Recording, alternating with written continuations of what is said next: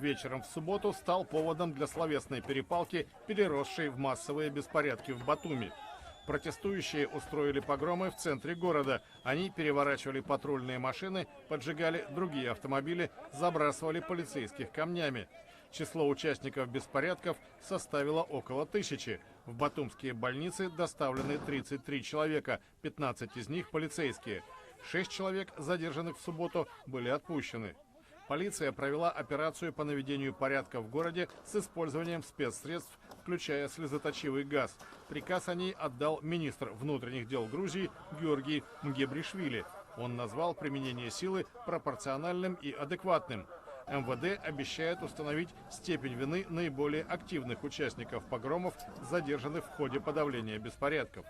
В столицу Аджарии направился премьер-министр Грузии Георгий Квирикашвили, чтобы на месте разобраться в ситуации. Президент страны Георгий Маргвелашвили призвал участников конфликта к спокойствию. Он отметил, что у людей могли быть основания для недовольства. По словам жителей Батуми, полиция все чаще безосновательно штрафует водителей. Они связывают это с новым начальником полицейского управления Аджарии Кахой Бухарадзе и требуют его отставки.